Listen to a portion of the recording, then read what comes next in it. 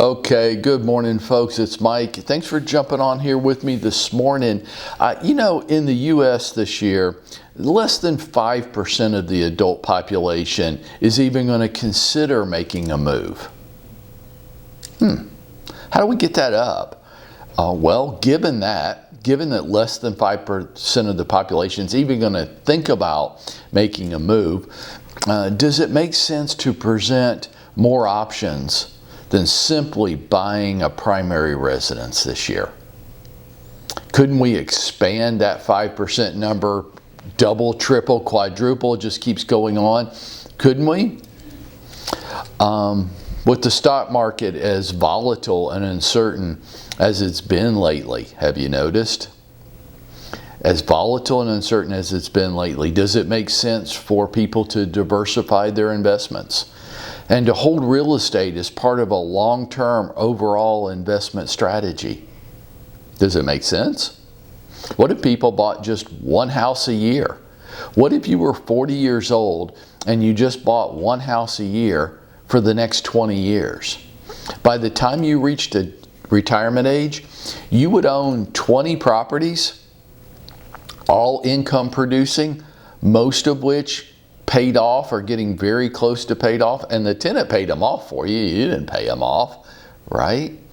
And think about what that retirement income would be for you. Oh my gosh, if rents averaged by then $2,000 a month, it will be much higher. But if they just average $2,000 a month, you would be averaging $40,000 a month in income.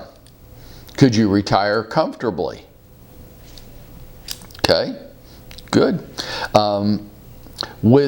So stock market, volatile, uncertain. Where's it going? What's going to happen over the next 12 months? Some of you are in cryptocurrency. Buckle up. Crypto's tending to show the same volatility that the stock market has. I know that's your fun little new game right now, but not very safe, not very secure. A wild ride, fun, highly speculative, sure, but not a solid long-term investment strategy.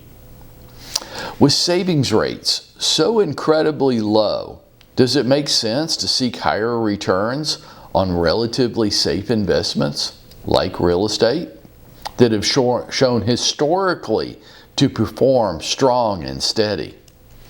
With rental rates at an all-time high and predicted to go even another 18% higher this year, don't you want to focus on yield instead of price? Well, Mike, I think real estate prices are in a bubble and they're going to come way back down. I guess as the long-term holder of an investment, I don't care. I don't care. Hey, let me ask you a question. If you had bought a rental house in 2008, 14 years later today, would you be glad you did? Would it be worth a lot more than it was worth then? Would your rental return be a lot higher? Would you have been depreciating it on your tax returns for the last 14 years? Would all of those things be true despite the fact that you owned that property through the worst financial crisis in our country's history? Would that be true? Then might it be true for the next 14 years? I know. When you take the drama out of things and the wild, unsubstantiated speculation, it's not as much fun, right? Right. What if you had a simple formula to follow, like the 10-10-10 rule, to ensure sound decision making on those investments? What's the 10-10-10 rule? It's real simple. I learned this rule 30 years ago. It still applies today, though you will see some aging in it. Watch. Keep your interest rate at 10% or lower. Well, not a hard thing to do today.